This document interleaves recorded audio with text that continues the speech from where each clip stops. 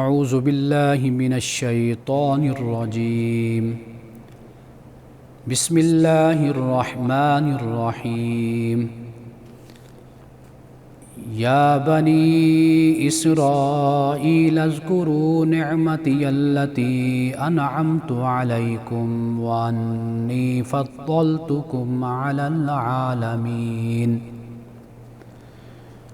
واتقوا يوما لا تجزي نفس عن نفس شيئا ولا يقبل منها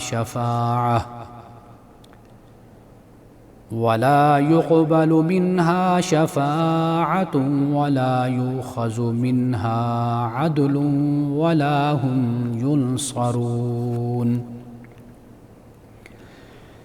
وَإِذْ نَجَّيْنَاكُمْ مِنْ آلِ فِرْعَوْنَ يَسُومُونَكُمْ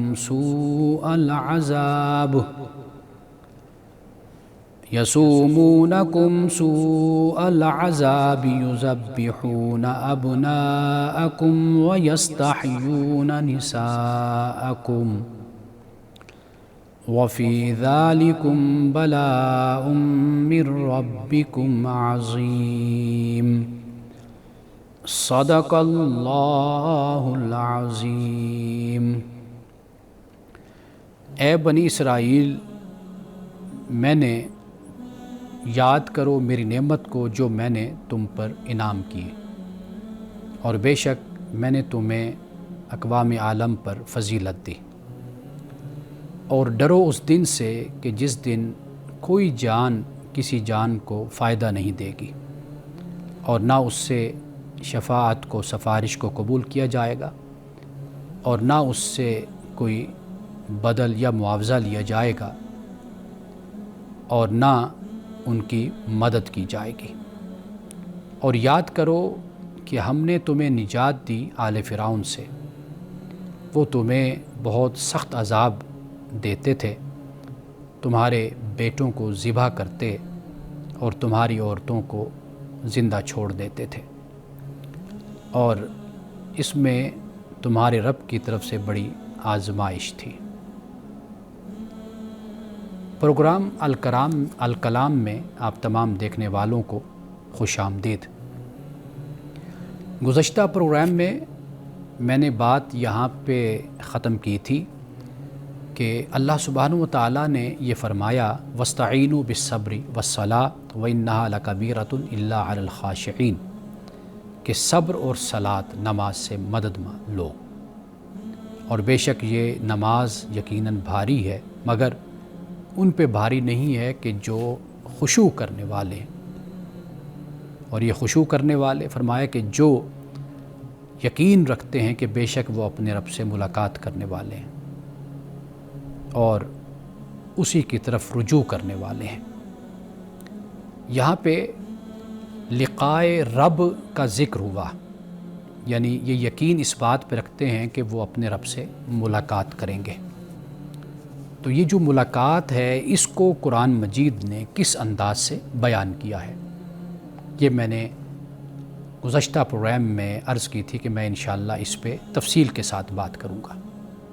قرآن مجید نے اسی لقائے رب کو، رب سے ملاقات کرنا، اس کو مختلف مقامات پر بیان کیا ہے، اور یہ مومنین کے لیے بہت بڑی نعمت ہے، اللہ کی طرف سے بہت بڑا انعام ہے کہ وہ اپنے رب سے ملاقات کریں گے۔ اور وہ لوگ کہ جو ساری زندگی کفر کرتے رہے، سرکشی کرتے رہے، عناد اور عداوت میں رہے، کل قیامت کے دن اللہ ان سے ملاقات تو کیا، اللہ ان کی طرف نہ دیکھے گا اور نہ اللہ ان سے کلام کرے گا۔ سورۃ البقرہ میں اس بات کو بیان کیا گیا، یعنی اللہ کا نہ ملنا، نہ دیکھنا، نہ ملاقات کرنا، نہ کلام کرنا، یہ بہت بڑی اذیت اور بہت بڑا ایک عذاب ہوگا ان لوگوں کے لیے کہ جو دنیا میں سرکشی کرتے رہے اور رب کے حکم کے سامنے اپنے آپ کو سرنڈر نہیں کیا۔ لیکن وہ لوگ کہ جو دنیا میں اللہ کے سامنے خود کو سرنڈر کرتے رہے اور جھک گئے، اللہ کے حکم کو بجا لائے، تو وہ لوگ ایسے ہوں گے کہ اللہ ان سے ملاقات کرے گا۔ یہاں پہ ایک نقطہ میں بیان کرتا چلوں کہ قرآن مجید نے رب کو دیکھنا، احادیث رسول صلی اللہ علیہ وسلم میں تو اس کا بیان ہے، قرآن مجید نے جس اسلوب اور جس انداز میں بیان کیا ہے اس میں دونوں معنی نکلتے ہیں، یعنی رب کو دیکھنا ہے یا نہیں۔ اس لیے امت میں یہی 2-3 گروہ رہے ہیں کہ جنہوں نے یہ کہا کہ رب کو دیکھا نہیں جا سکتا، نہ دنیا میں نہ آخرت میں۔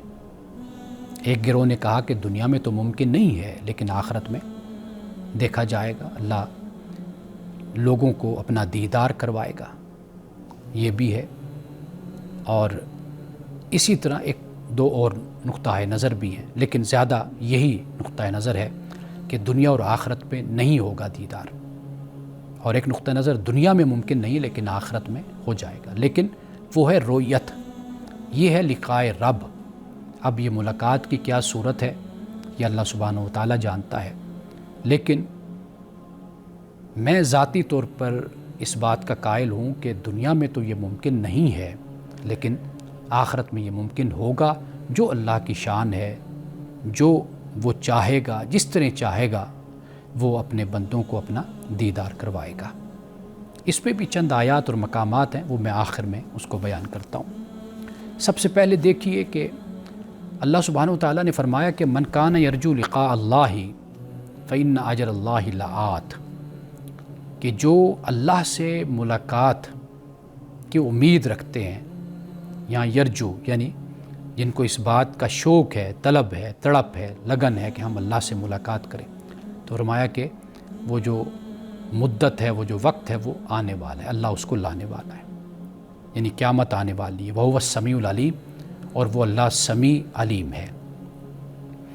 اسی طرح سورۃ یونس میں فرمایا وَإِذَا تُتْلَىٰ عَلَيْهِمْ آيَاتُنَا بَيِّنَاتٍ، کہ جب ان پر آیات بینات کی تلاوت کی جاتی ہے تو کہتے ہیں وہ لوگ لا یرجون لقاءنا، کہ جو ہم سے ملنے کی امید نہیں رکھتے، ہم سے ملاقات کی امید، یعنی انکار کرتے ہیں آخرت کا۔ ائت بقرآن غیر ھذا وبدل، کہ یا تو ایسے کرو کہ اس قرآن کے علاوہ کچھ لاؤ یا اس میں کوئی تبدیلی کرو۔ تو رسول اللہ صلی اللہ علیہ وسلم نے فرمایا کہ بھئی یہ میں اپنی طرف سے اس میں کوئی تبدیلی نہیں کر سکتا، میں تو صرف اسی کی پیروی کرتا ہوں جو میری طرف وحی کی جاتی ہے، اور میں اس بات سے ڈرتا ہوں اس قیامت کے دن سے کہ میں اپنے رب کی نافرمانی کروں۔ اور اسی طرح فرمایا الا انہم فی مریۃ من لقاء ربہم، کہ یہ لوگ اپنے رب سے ملاقات کے حوالے سے شک میں پڑے ہوئے، یہ جھگڑتے ہیں۔ تو فرمایا کہ ایسا نہیں ہے، وہ یقینی ایک دن ہے کہ جب رب سے ملاقات ہوگی۔ اب اس ملاقات سے مراد یعنی حاضر جوابی پہنچنا اللہ کے پاس، یہ بھی اس کا معنی لیا جا سکتا ہے۔ سورۃ الانشقاق میں یہ فرمایا یا ایھا الانسان انک کادح الی ربک کدحا فملاقی، کہ انسان تو کشا کشا اپنے رب کی طرف بڑھ رہا ہے تو اس سے ملنے والا ہے۔ فملاقی یعنی اگر ہم اپنی زندگی کے سفر پر توجہ کریں تو سفر ہمارا آگے کی طرف ہی بڑھ رہا ہے، پیدائش، ولادت، پھر اس کے بعد ہمارا بچپن، پھر لڑکپن، پھر نوجوانی، پھر جوانی، پھر بڑھاپا، آخر انسان پھر ڈھل جاتا ہے۔ تو گویا کہ کشاں کشاں انسان آہستہ آہستہ اپنے رب کی طرف بڑھ رہا ہے۔ اسی طرح قرآن پاک نے کہا، ایک مقام سورۃ الکہف میں ہے، ناظرین کرام وہ اتنا خوبصورت مقام ہے، ویسے تو ہر مقام قرآن جس عقیدے کو اور جس بات کو بیان کرتا ہے تو کمال کے ساتھ بیان کرتا ہے، حسن کے ساتھ بیان کرتا ہے، لیکن آپ یہ دیکھیے کہ جو وہ مقام سورۃ الکہف کا ہے وہ میں انشاءاللہ وقفے کے بعد جب ہم آئیں گے تو میں اس پر بات کروں گا، لیکن یہ دیکھیے فرمایا ان الذین لا یرجون لقاءنا ورضوا بالحیات الدنیا واطمأنوا بها والذین هم عن آیاتنا غافلون، بے شک جو لوگ ہم سے ملاقات کی امید نہیں رکھتے وہ دنیا کی زندگی میں خوش ہیں، راضی ہیں، اور اسی دنیا کے ساتھ مطمئن ہیں، ہماری آیتوں سے غافل ہیں، یعنی ان کو اس بات کا خیال ہی نہیں ہے کہ انہوں نے مرنا ہے، انک کادح الی ربک کدحا فملاقی، تو اس بات کا خیال ہی نہیں ہے، تو بس اسی دنیا کے ساتھ مطمئن ہے۔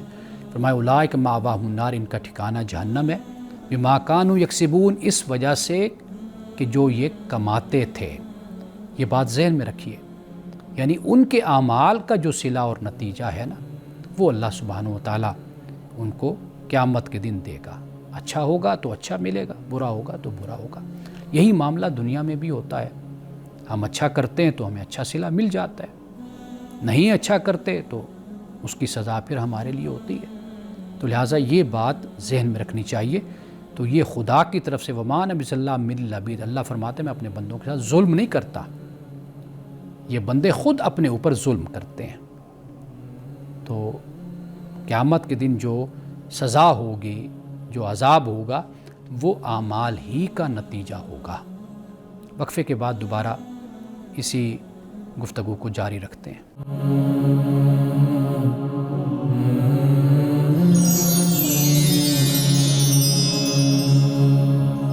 وقفے کے بعد دوبارہ آپ کی خدمت میں حاضر ہیں۔ ہم بات یہ کر رہے ہیں کہ اللہ سبحانہ و تعالیٰ سے ملاقات، اسے قرآن مجید کیسے بیان کرتا ہے۔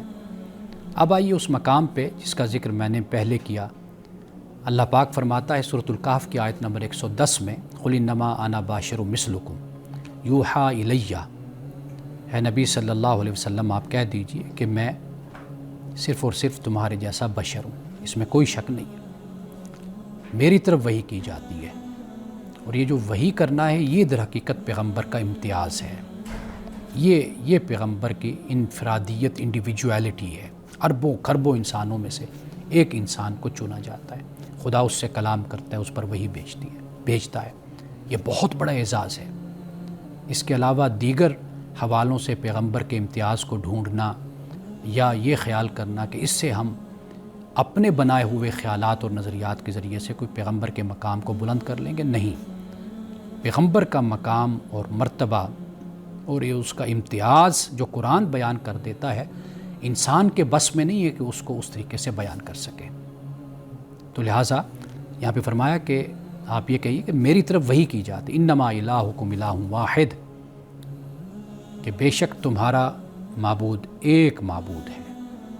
فمن کان یرجو لقاء ربہ، اب دیکھیے کہ رب سے ملاقات جو نہیں کرنا چاہتے یا امید نہیں رکھتے، ان کا کردار کیا ہوتا ہے؟ وردوا بالحیات الدنیا، دنیا کی زندگی کے ساتھ وہ خوش ہو جاتے ہیں، واطمئنوا بہا، اور اس سے مطمئن ہوتے ہیں۔ ان کا تو یہ حال ہوتا ہے۔ اب دیکھیے یعنی جو امید نہیں رکھتے ان کے کردار کی یہ نشانی ہے۔ اب جو امید رکھتے ہیں رب سے ملنے کی، اب وہ کیسے ہوتے ہیں؟ فرمایا فمن کان یرجو لقاء ربہ فلیعمل عملا صالحا، تو جو اپنے رب سے ملاقات کی امید رکھتا ہے پھر اسے چاہیے کہ اچھے کام کرے۔ صرف باتوں سے نہیں بات بنتی، بات بنے گی عمل سے، اچھے کام کرنے سے۔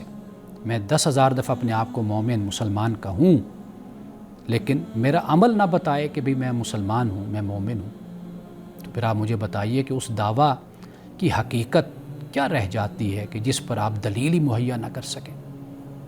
تو بات تو آپ بڑی بڑی کریں، خود کو کہیں میں بڑا موحد ہوں، میں بڑا مومن ہوں، میں رسول اللہ صلی اللہ علیہ وسلم کی ذات اقدس سے بڑی محبت کرتا ہوں، لیکن عمل سے نہ معلوم ہو تو پھر وہ دعویٰ کیسا؟ تو فرمایا کہ جو اپنے رب سے ملاقات کی امید رکھتا ہے پھر اسے چاہیے اچھے کام کرے، ولا یشرک بعبادت ربی احدا، اور اپنے رب کی عبادت میں کسی کو شریک بھی نہ ٹھہرائے۔ عبادت صرف کرنی تو اللہ کی کرنی۔ تو یہ دو باتیں یہاں پر بیان کر دی گئی۔ عمل صالح ہے، آپ کی معاشرتی، سماجی، عملی ساری زندگی اخلاقی اس میں آ گئی، آپ کے معاملاتی زندگی ہر چیز اس میں شامل ہو گئی۔ اور جو عبادت کا معاملہ ہے وہ اللہ کے ساتھ اس کا تعلق ہو گیا، وہ آپ کی نماز ہے، وہ روزہ ہے، زکوٰۃ ہے، حج ہے، جو بھی ہے اس میں غیر اللہ کو شامل نہیں کرنا آپ نے، وہ اللہ کے لیے۔ تو یہ بڑا اہم مقام ہے کہ جو اللہ سے ملنے کی امید رکھتا ہے پھر اسے چاہیے کہ وہ اچھے کام کرے، تو اس کا عمل بتائے گا کہ یہ اپنے رب سے ملنا چاہتا ہے، محبوب حقیقی سے ملاقات کرنا چاہتا ہے۔ اب آئیے ناظرین کرام، چند احادیث بہت خوبصورت رسول اللہ نے اسے بیان کیا کہ رب سے ملاقات، رب سے ملنا وہ کیسا ہے۔ دیکھیے فرمایا کہ جب اہل جنت جنت میں داخل ہو جائیں گے تو اللہ فرمائے گا کیا تم چاہتے ہو کہ میں تمہیں کوئی اور چیز زیادہ دوں؟ وہ کہیں گے کیا تو نے ہمارے چہروں کو روشن نہیں کیا، یعنی ہمیں خوش کر دیا ہے، ہمارے چہروں پہ تازگی ہے، کیا تو نے ہمیں جنت میں داخل نہیں کیا؟ یعنی یہ تیری اتنی بڑی نعمت ہے کہ تو نے جنت میں ہمیں داخل کر دیا اور ہمیں جہنم سے نجات نہیں دی۔ یہ کون سوال کرے گا؟ جنتی یعنی مومن، کہ کیا تو نے ہمیں جہنم سے نجات نہیں دی؟ تو اللہ پاک فرمائے گا کہ بالکل جہنم سے نجات دی، جنت میں داخل کیا، تمہارے چہروں کو میں نے رونق بخش دی۔ پھر اس کے بعد کیا ہوگا؟ فیکشف الحجاب، تو اللہ تعالیٰ پھر حجاب کو ہٹا دے گا۔ فما اعطوا شیئا احب الیہم من النظر الی ربہم، تو پھر رب کی طرف ان کا جو دیکھنا ہوگا نا، اس سے بڑھ کر پھر کوئی نعمت ان کی نظروں میں جچے گی نہیں۔ سب سے زیادہ محبوب پھر وہی ہوگا کہ وہ اپنے محبوب حقیقی کو دیکھیں گے، اس کی زیارت کریں گے، دیدار کریں گے۔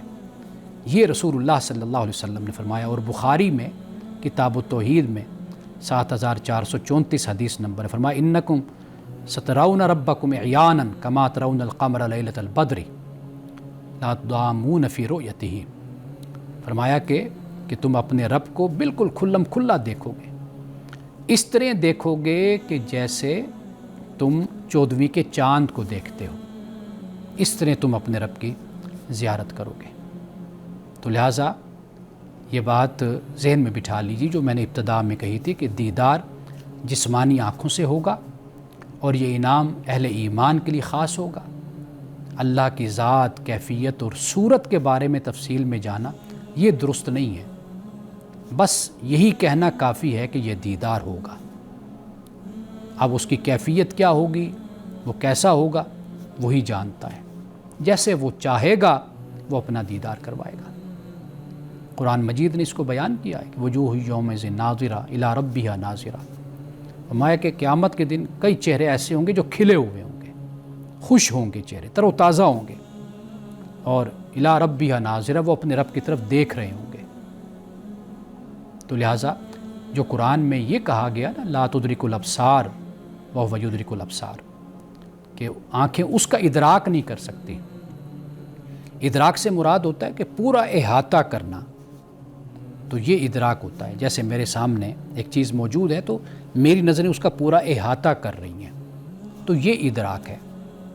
لیکن دیکھنا یہ ضروری نہیں ہوتا کہ اس میں ادراک ہو، ادراک میں دیکھنا تو ہو سکتا ہے، لیکن دیکھنے میں ادراک نہیں ہوتا۔ آپ کسی چیز کو دیکھ رہے ہیں، اب اس کا مکمل احاطہ تو آپ نہیں کرتے۔ مثلا میں آسمان کو دیکھ رہا ہوں، اب مکمل آسمان کا احاطہ تو میں نہیں، اس کا محاصرہ تو نہیں کر سکتا نا، میں پورے حصار میں تو نہیں اس کو لے سکتا میں۔ اسی طرح رب کا دیکھنا، میں زمین کو دیکھ رہا ہوں تو کیا ساری زمین میرے احاطے میں آ گئی؟ نہیں۔ تو یہ جو دیکھنا ہے یہ ضروری نہیں ہوتا کہ پورا اس کا ادراک ہو، پورا احاطہ ہو۔ تو یہ جو قرآن مجید کہتا ہے یہ ادراک کے حوالے سے کہتا ہے کہ آنکھیں اس کا ادراک نہیں کر سکتی، پورا اس کا احاطہ نہیں کر سکتی آنکھیں، وہ پورا احاطہ کرتا ہے خدا۔ یعنی ہم تو اس کے سامنے بالکل واضح ہیں، یعنی ہمارا باطن، ہمارا ظاہر، پورا وجود ہمارا اس کے سامنے بالکل ظاہر ہے، تو لیکن اس کی ذات وہ نہیں۔ تو لہٰذا جو رویت بھی خدا کی ہے، رویت باری تعالیٰ، قیامت کے دن، حشر کے دن جو اللہ اپنی رویت کروائے گا، اپنا دیدار کروائے گا، تو اس میں ادراک نہیں ہے۔ قرآن ادراک کا انکار کرتا ہے کہ خدا کا ادراک نہیں ہو سکتا۔ تو لہٰذا جو میں نے آغاز میں بات آپ سے کہی کہ میرا عقیدہ یا جو میں سمجھا ہوں قرآن سے، حدیث سے، وہ یہی بات ہے کہ قیامت کے دن اللہ سبحانہ و تعالیٰ کی جو ملاقات ہے، اس ملاقات سے بھی یعنی رب کی رؤیت ہے، رب کا دیدار ہے۔ اور اللہ قرآن مجید میں ایک مقام پر نہیں، کئی مقامات ہیں جہاں پہ اللہ سبحانہ و تعالیٰ اس بات کو بیان کرتے ہیں۔ اب دیکھیے، میں نے ایک موقع پر یہ آپ کو بتایا تھا کہ فَلَا تَعْلَمُ نَفْسٌ مَّا أُخْفِيَ لَهُم مِّن قُرَّةِ أَعْيُنٍ جَزَاءً بِمَا كَانُوا يَعْمَلُونَ، فرمایا کہ اللہ سبحانہ و تعالیٰ نے جو نعمتیں مخفی رکھی ہوئی ہیں مومنین کی آنکھوں کی ٹھنڈک، آنکھوں کو ٹھنڈا کرنے کے لیے، کوئی نفس اس کو نہیں جانتا، اور یہ کیا، یہ جزا ہے ان کے عمل کی، ان کی کمائی ہے یہ اصل میں جو اللہ ان کو دے گا۔ اب یہاں پہ آپ دیکھ لیجئے، اب یہ جو نعمتیں تو اللہ نے جنت میں دی، دنیا میں بھی وہ نعمتیں موجود ہیں کئی، میں نے اس پر بھی آپ کو بتایا تھا کہ نام میں مماثلت ہے، ریزمبلنس ہے، اب ان کا ذائقہ، ان کی حیت، ان کی کیفیت وہ خدا جانتا ہے، وہ جنت میں مختلف چیز ہوگی۔ اسی طرح اللہ جب یہ فرماتا ہے فَلَا تَعْلَمُ نَفْسٌ مَّا أُخْفِيَ لَهُم مِّن قُرَّةِ أَعْيُنٍ، کہ کوئی نفس نہیں جانتا کہ اللہ نے مومنین کے لیے کیا آنکھوں کی ٹھنڈک کو چھپا کے رکھا ہے۔ اب وہ کیا ہے آنکھوں کی ٹھنڈک، وہ اللہ جانتا ہے، لیکن ہمیں قرآن کی آیات سے اور احادیث رسول صلی اللہ علیہ وسلم سے یہ معلوم ہوتا ہے کہ اس سے مراد ہے آنکھوں کی ٹھنڈک سے کہ اور بہت کچھ مخفی ہوگا، ضرور پوشیدہ ہوگا، لیکن ان میں سے ایک آنکھوں کی ٹھنڈک اللہ کا دیدار ہے، کیونکہ آنکھوں سے ہی خدا کا دیدار ہونا ہے نا، خدا کی رؤیت ہونی ہے۔ تو لہٰذا قرآن اور حدیث کو جب ہم پڑھتے ہیں تو یہ بات ہم پہ واضح ہو جاتی ہے کہ اس سے مراد اللہ سبحانہ و تعالیٰ کی رؤیت ہے۔ اب یہ بات واضح ہو گئی ہمارے سامنے، ہم نے قرآن کی 3 آیات کی، سورۃ البقرہ کی 3 آیات کی ہم نے تلاوت کی تھی، 47، 48 اور 49۔ تو اب ہمارے پاس وقت نہیں ہے، لیکن میں صرف ایک آیت میں اس کا جو ترجمہ کیا، میں اس کی تفسیر مختصر بیان کر دیتا ہوں، چونکہ اس کا تعلق پہلی ایک آیت کے ساتھ ہے جو ہم پڑھ کر آئے ہیں، جہاں پہ اللہ نے فرمایا کہ اے بنی اسرائیل، یاد کرو میری نعمت کو جو میں نے تم پر کی، اور میرے عہد کو پورا کرو تم، میں تم سے جو میں نے عہد کیا وہ میں پورا کروں گا، اور مجھ سے تم ڈرو، یہ فرمایا۔ تو یہاں پر یہ فرمایا کہ اے بنی اسرائیل، یاد کرو میری نعمت کو جو میں نے تم پر کی، اور آگے یہ فرمایا کہ یہ میں نے تمہیں فضیلت دی، مرتبہ دیا، یعنی تمہیں دنیا کی قیادت، سیادت، امامت میں نے تمہارے سپرد کی، اقوام عالم کا تمہیں میں نے امام بنایا، تمہیں لیڈر بنایا، لیکن تم نے کیا کیا؟ تم خوش فہمیوں میں مبتلا ہو گئے، غلط فہمیوں میں مبتلا ہو گئے، تم نے ذات پات، گروہ بندی، فرقہ واریت، تم نے اس کو اپنے لیے نجات کا ذریعہ بنا لیا، سبب بنا لیا، تم نے میرے دین کو چھوڑ دیا۔ اب وہ کیا ان کے عقائد اور نظریات بن گئے؟ اب ان کا ذکر پھر آیت نمبر 48 میں ہوتا ہے، وہ انشاءاللہ تعالی ہم بات کریں گے اس پر، اور کل بات کریں گے۔ ایک وقفہ لیتے ہیں، وقفے کے بعد آپ کے سوالات کی طرف۔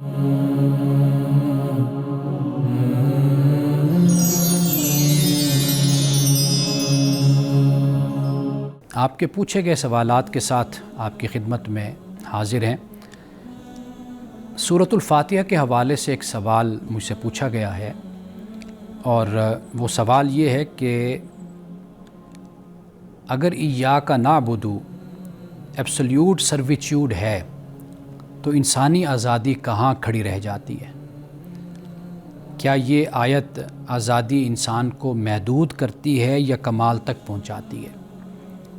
یعنی اپنے آپ کو کلی طور پر سپرد کر دینا، تو اس سے جو انسان کی آزادی ہے وہ کہاں کھڑی ہوئی ہے؟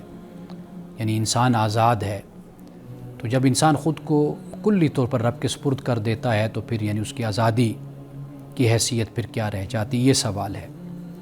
دیکھیے، ایاک نعبد میں جو بندگی ہے اس کا یہ اعلان مطلق ہے بندگی کا، یعنی انسان اپنی ذات، خواہش اور اختیار سب اللہ کے سامنے جھکا دیتا ہے۔ حقیقت یہ ہے کہ انسان کبھی بھی مطلق آزاد نہیں ہوتا، یعنی کوئی یہ خیال کرے نا کہ وہ مطلق آزاد ہے تو وہ نہیں ہوتا۔ یعنی اگر آزادی کا مطلب ہر خواہش کی تکمیل ہے تو یہ دراصل حیوانیت ہے، یہ انسانیت نہیں ہے۔ یعنی آپ اگر آزادی کو بھی ڈیفائن کریں تو اس آزادی پر بھی کچھ حدود ہوتی ہیں، کچھ پابندیاں ہوتی ہیں، کچھ اس کی شرائط بھی ہوتی ہیں۔ اگر آزادی کا مطلب کمال فطرت تک پہنچنے کا راستہ، تو پھر ایاک نعبد ہی اس راستے کو ممکن بناتا ہے۔ یعنی کمال فطرت تک اگر آپ نے کمال تک پہنچنا ہے اور اپنی آزادی کو انجوائے کرنا ہے تو آپ کو کہیں پر سبمیشن کرنا ہوتا ہے۔ اس سبمیشن کے کرنے کے بعد جو پھر آپ کو آزادی ملتی ہے، یعنی ایک خدا کو ماننا، ایک خدا کے سامنے جھکنا، یہ آپ کو نجات دے دیتا ہے کہ آپ اپنے معاشرے کے اور دنیا کے خداؤں کے سامنے جھکتے نہیں ہیں، ان کے سامنے جھکنے سے بچ جاتے ہیں۔ آپ دیکھیے جب خدا کو نہیں مانا جاتا تو پھر انسانی تاریخ بتاتی ہے کہ پتھروں کی پوجا ہوئی، معبود گھڑ لیے گئے، پہاڑوں کی پوجا کی گئی، سمندروں کی گئی، سورج کی گئی، چاند کی گئی، آگ کی پوجا کی گئی۔ تو جب آپ ایک خدا کو مان لیتے ہیں تو گویا کہ یہ ایک آپ کی آزادی کا اعلان ہوتا ہے۔ وہ جو اقبال نے کہا نا کہ وہ ایک سجدہ جسے تو گراں سمجھتا ہے، 1000 سجدوں سے آدمی کو دیتا ہے نجات۔ یہ ایک سجدہ جو رب کے سامنے کرنا ہے، یہ 1000 سجدوں سے انسان کو نجات دے دیتا ہے۔ اتنا استغنا اور اتنا اعتماد، خود اعتمادی، کانفیڈنس یہ ایک سجدہ انسان کو دیتا ہے کہ انسان دنیا کے فرعونوں، نمرودوں اور بادشاہوں کو ٹھکرا دیتے ہیں۔ وہ کہتے ہیں میرا خدا فقط ایک ہے، کیونکہ یہ جو ایاک نعبد و ایاک نستعین ہے، کیونکہ صرف اللہ کی بندگی ہی انسان کو اس کی حقیقی منزل تک لے کے جاتی ہے۔ تو لہٰذا یہ بات یاد رکھیے کہ ایاک نعبد در حقیقت آپ کی جو آزادی ہے اس پر قدغن کا نام نہیں ہے، اس کو ختم کر دینے کا نام نہیں ہے، بلکہ آپ کو آزاد کرنے کا نام ہے۔ آپ اپنے جیسے لوگوں کے غلام مت بنیں، اپنے جیسے لوگوں کے عابد یا ان کے عبد مت بنیں، آپ ایک خدا کو مانیں۔ تو یہ ایک خدا کی غلامی یا عبدیت آپ کو دنیا سے آزاد کر دیتی ہے۔ اب یہ ایک سوال ہے علم غیب کے حوالے سے پوچھا گیا کہ یہ علم غیب کسے کہتے ہیں اور اس کا اختیار اور اس کی کیا صورت بنتی ہے۔ یہ سوال ہمارے ہاں کلامی حوالے سے اور ہمارے مختلف علمی یا مذہبی حلقوں میں بہت زیادہ زیر بحث رہتا ہے، لیکن قرآن مجید سے جب ہم رجوع کرتے ہیں، قرآن مجید اس کو بہت ہی آسان طریقے سے حل کر دیتا ہے، ایسے حل کر دیتا ہے کہ ساری مشکلیں ختم ہو جاتی ہیں۔ قرآن کیا کہتا ہے؟ قُلْ لَا يَعْلَمُ مَنْ فِي السَّمَاوَاتِ وَالْأَرْضِ الْغَيْبَ إِلَّا اللَّهُ، اے نبی آپ کہہ دیجئے کہ جو بھی آسمانوں اور زمین میں غیب ہے اسے کوئی نہیں جانتا مگر اللہ، اللہ جانتا ہے۔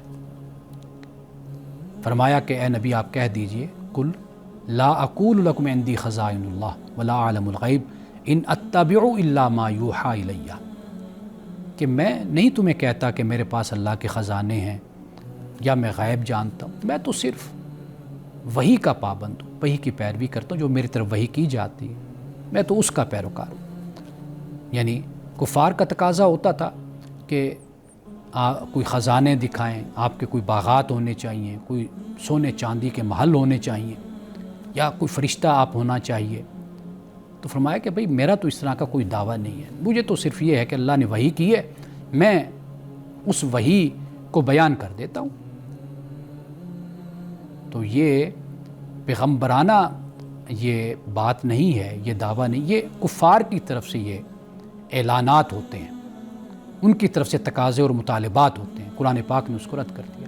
جہاں سورۃ بنی اسرائیل میں یہ بات بیان ہوئی ہے کہ سونے چاندی کے محل یا فرشتے یا کتاب اترتے ہوئے دیکھیں، یا سیڑھی لگے تو اوپر جائیں وہ ہم دیکھیں، یا اوپر سے اترتا ہوا آپ کو دیکھیں، تو یہ سب کچھ ان کے مطالبات بیان کرنے کے بعد قرآن نے کہا کہ حل کنت الا بشر رسول، اے نبی آپ صرف یہ کہہ دیجئے کہ بھئی میں تو بشر رسول ہوں، انسان ہوں، رسول ہوں، اللہ نے مجھے پیغمبر پروفٹ بنایا ہے، بس یہ میرا مقام اور مرتبہ ہے، یہ میری ذمہ داری ہے، میں تم تک اللہ کے دین کو پہنچا رہا ہوں۔ تو یہ جو تمہارے تقاضے ہیں یہ تمہارے مطالبات ہیں، تم اپنی اصلاح کرو، دیکھو میں جو پیغام تمہارے پاس لایا ہوں وہ تمہاری اصلاح کے لیے ہے، تمہیں میں دین بتانے کے لیے آیا ہوں۔ اور یہ جو کچھ بھی ہے معجزہ جب اس کی ضرورت ہوتی ہے تو اللہ دکھا بھی دیتا ہے، لیکن وہ اللہ کے حکم سے ہوتا ہے۔ لیکن یہ بھی بیان کر دیا کہ عالم الغیب فلا یظہر علی غیب احدا، اللہ غیب کا علم جانتا ہے لیکن وہ کسی کو اپنے بندوں میں سے چاہتا ہے الا من ارتضی من رسول، کسی رسول کو، رسولوں میں سے وہ اپنے بندوں میں سے جو رسول ہیں ان کو اس پر اللہ تعالیٰ آگاہ کر دیتا ہے، ان کو بتاتا ہے۔ تو لہٰذا یہاں سے یہ بات معلوم ہو جاتی ہے کہ خدا کا جو علم ہے وہ ذاتی ہوتا ہے، اور جو پیغمبر کا علم ہوتا ہے وہ عطائی ہوتی ہے، عطائی ہوتا ہے، یعنی خدا عطا کرتا ہے۔ تو یہ فرق ہو گیا۔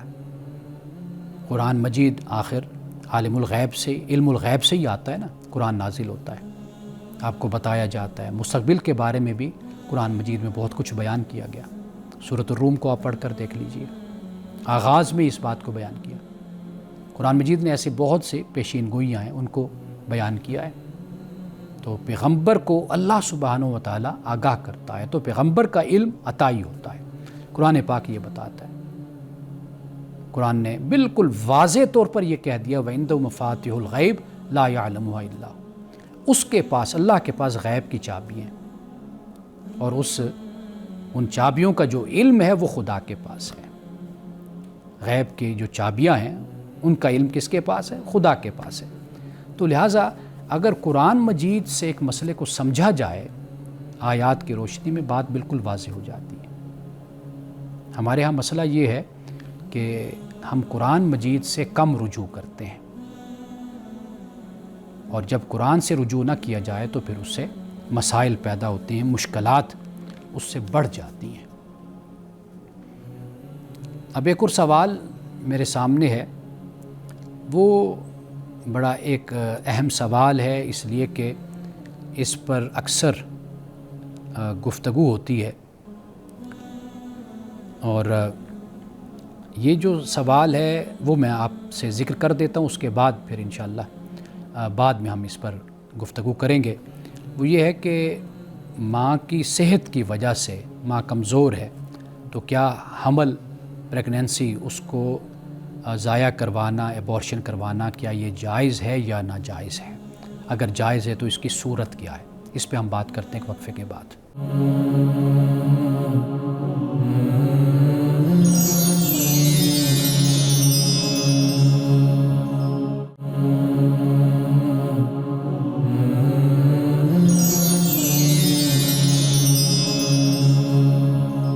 وقفے سے پہلے ایک بڑا اہم سوال میں چھوڑ کر گیا تھا، تو اسی سوال پر ہی ہم بات کرتے ہیں۔ وہ سوال یہ ہے کہ ماں کی صحت کی وجہ سے حمل کا ضائع کروانا، ایبورشن، کیا یہ جائز ہے یا ناجائز ہے؟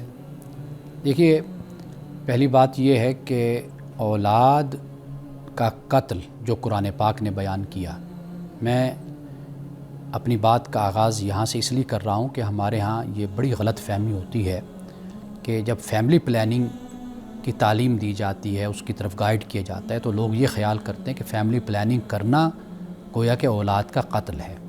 ایسا نہیں ہے۔ جب ہم اولاد، ولد، یہ لفظ جب استعمال کرتے ہیں تو اس سے مراد جسم اور روح دونوں چیزیں ہوتی ہیں، یعنی ایک زندہ انسان، وہ اصل میں ولد، وہ اولاد ہوتی ہے۔ تو قرآن کہتا ہے کہ ان کا قتل تم نہ کرو، خشیت املاق، مفلسی کی وجہ سے، اس کے ڈر سے۔ بلکہ یہاں تو فیملی پلاننگ کا ثبوت ہے، اس لیے کہ جب آپ کے وسائل نہیں ہیں، مفلسی ہے، تنگ دستی ہے، پریشانی ہے، تو ایسے حالات میں، ایسے ماحول میں بچوں کی زیادہ پیدائش ان کو مزید صحت کے حوالے سے اور دیگر تعلیمی اور ان کی جو پرورش ہے اس حوالے سے ان کو مسائل کا شکار کرنا، اس کا یہ سبب بن جاتا ہے۔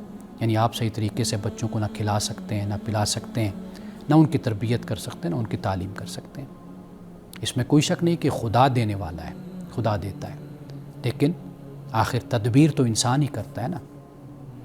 آپ مجھے بتائیے، اگر آپ ایک مہینے میں 1 لاکھ روپے کماتے ہیں، اگر آپ 1 لاکھ کی جگہ 2 لاکھ کے خرچے اپنے پیدا کر لیں، یہ کیا تدبیر اور حکمت کے مطابق یہ بات ہوگی؟ کبھی نہیں ہوگی۔ اللہ سبحانہ و تعالیٰ نے انسان کو عقل دی ہے، شعور دیا ہے، تو اللہ نے میاں بیوی کو یہ اختیار دیا کہ وہ باہمی مشورے سے اس چیز کا فیصلہ کریں۔ اب تو علماء نے اس پر بڑے فتاویٰ دیے ہوئے ہیں، مصر کے علماء ہیں، جامعہ ازہر یونیورسٹی کے، سعودیہ کے علماء ہیں، ان کے فتاویٰ بالکل اسی طرح انہوں نے اس بات کو بیان کیا ہے۔ بلکہ ایک فتویٰ تو میں یہ پڑھ رہا تھا کہ اگر ایک ملک میں، ایک ریاست میں، ایک جگہ غربت ہے، مفلسی ہے، تو ایک جوڑا ہے وہ خوشحال ہے، مثال کے طور پر ایک خاندان، تو وہ اس لیے بھی اپنے بچوں کی تعداد کم رکھے تاکہ وہ رزق بچا کر معاشرے کے دوسرے لوگوں کو دے، دوسرے بچوں کی تربیت کرے، ان کی پرورش کرے۔ یعنی یہ نہیں ہے کہ اگر وہ خوشحال ہے تو وہ زیادہ سے زیادہ بچے پیدا کرتا جائے، چونکہ میں خوشحال ہوں تو لہٰذا میں 10 بچے پیدا کر لوں، 12 کر لوں، 8 کر لوں، نہیں۔ یہ بھی علماء نے لکھا ہے کہ بھئی جب آپ ایسے معاشرے میں رہتے ہیں تو پھر اس معاشرے میں آپ اس چیز کا خیال رکھیں، یہاں تک فتویٰ ہے۔ تو لہٰذا اس حوالے سے میں یہ عرض کروں گا کہ جب 2 زندگیوں میں ٹکراؤ ہو جائے اور آپ کو ایک زندگی بچانی ہو تو پھر ماں کی زندگی کو پریفر کیا جاتا ہے،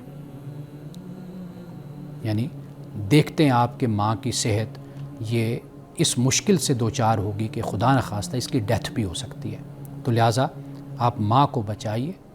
اگر بچہ مثال کے طور پر 120 دن ہو گئے، اس سے زیادہ ہو گئے، اب وہ بچہ جنین کی صورت بن گیا، یعنی اب وہ اس میں روح آ گئی، لیکن اگر پھر بھی ایسی مشکل پیش آتی ہے کہ ماں کو یا بچے کو ایک بچے گا تو لہٰذا ماں کو بچا لیا جائے گا۔ اب تو جدید دور ہے، میڈیکل اپنے عروج پر ہے، اس حوالے سے تو ایسے اقدام تو وقت سے پہلے بھی اٹھائے جا سکتے ہیں، اس کی بھی اجازت ہے، بجائے اس کے کہ بعد میں ماں کو ایبورشن کے ذریعے سے اور حمل کو ضائع کرانے کے ذریعے سے اس کو مزید تکلیف میں اور مشکل میں ڈالا جائے۔ اس سے پہلے بھی بہت سے طریقے اور راستے ہیں کہ جن کو اختیار کیا جا سکتا ہے، شریعت آپ کو اس کی اجازت دیتی ہے، بس وہاں پہ شریعت اور اللہ کا دین آپ کو منع کرتا ہے کہ جہاں پر کسی کی جان ضائع کی جائے یا اللہ کی نافرمانی میں اور سرکشی میں ایسے اقدامات اٹھائے جائیں تو اس سے شریعت آپ کو منع کرتی ہے۔ باقی اللہ تعالیٰ کے خوف سے اور اس سے دعا مانگتے ہوئے اگر کبھی ایسی مشکل پیش آ جاتی ہے تو جو آپ فیصلہ کریں گے اللہ تعالیٰ آپ کو معاف کرنے والا ہے اور ہمارے حال پر رحم کرنے والا ہے۔ تو ناظرین کرام، جاتے ہوئے ایک حدیث اور یہ حکمت کی بات ہے اور آپ ذرا غور سے اس کو سنیے۔ فرمایا الا و ان الجسد مضغۃ، فرمایا کہ انسانی جسم میں ایک گوشت کا لوتھڑا ہے، اذا صلحت صلح الجسد کلہ، فرمایا جب وہ صحیح ہو جاتا ہے نا تو پھر سارا جسم صحیح ہوتا ہے، وَإِذَا فَسَدَتْ فَسَدَ الْجَسَدُ كُلُّهُ، جب وہ خراب ہو جائے تو فرمایا کہ پھر پورا جسم خراب ہو جاتا ہے۔ الا وہی القلب، خبردار، فرمایا وہ دل ہے۔